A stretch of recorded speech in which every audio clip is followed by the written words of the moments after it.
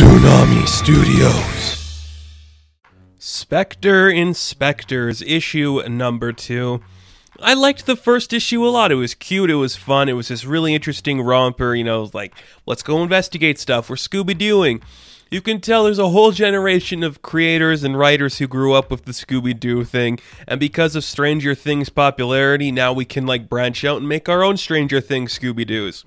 But I don't have a problem with that. It's fun. And this book is at Boombox, part of Boom Studios. It's like their younger-oriented stuff. It's pretty fun. So we ended last issue. Astrid was possessed by a demon, and they need to find the demon's name in order to, exorcise it from the body. So they're headed to the town library. And everyone's like, this is really weird. I can't believe we're doing this. And they go to the library, and, Noah's like, we were going to actually film a lot of episodes here this season, so it's kind of cool we're here.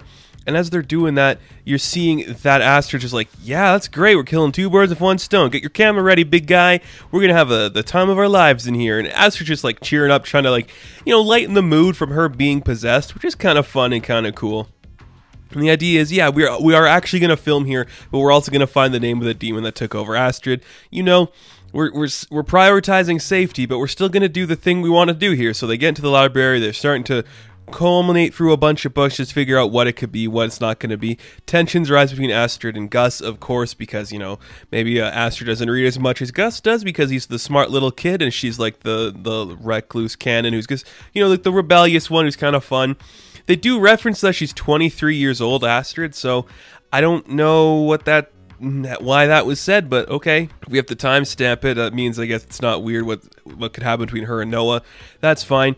So as those two are fighting, Ko is recording Noah, and they're talking about how this place was haunted, this library is home to this apparition of a woman in a long white dress, and sometimes they can hear her calling throughout the entirety of the place, and it's that's why Cape Grace is one of the most haunted towns in America. So they're thinking maybe we're gonna see this ghost tonight, and accidentally Gus drops a book and scares everybody, and it's kind of funny. It's just a really fun, lighthearted situation going on. Noah's getting kind of stressed that she can't really figure anything out. And suddenly she's like, do you guys hear that? She heard something that nobody else did. And they're looking around to see, did anybody drop anything? But no, one of the book falls. It's not Gus this time. So as they're looking around, they're trying to figure out what it was. And it is the white woman, the white dressed woman. And you're like, oh, that's fun. Creepy looking ghost, and she's like get out of here, you don't belong here, you took everything from me. And she's clearly talking to the ghost that is inside of Astrid, and they're trying to get each other away, but Astrid's like, well, I guess you should help me. So the spirit or the possession, or the demon I should say, inside of Astrid's like, all right, you asked for it. We get a nice fight where the ghost and the demon are fighting, and they're getting to a shouting match. But Noah's like, hey, maybe we could help you. I know you're probably feeling scared right now. If somebody hurt you, something bad happened to you, you probably lost a lot. I'd like to help you find out what happened, so maybe we can help you figure out what's going on with your next life. Because of that, the woman lets go of Astrid, and they bring her back to, reality. Astrid's there, and this woman is Agatha.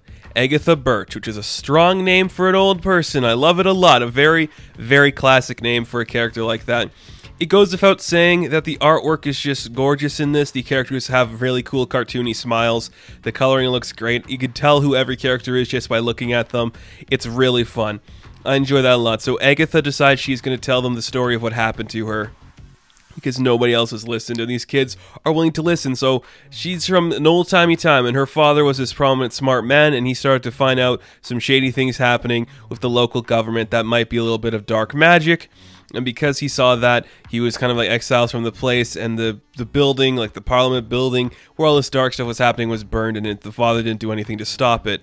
And because of that, he supposedly was disappearing, and something happened to him, and nobody really knows what it was. But this guy, the mayor of this town, was so popular and so cool. There was a museum built in his honor that might have some of the answers that Agatha is looking for, and that the Spectre Inspectors are going to be looking for. So we got a new place to go. We're coming to the library. Now we are headed to a museum, it looks like. It was really fun. A really fun book. Everything about that was really cool.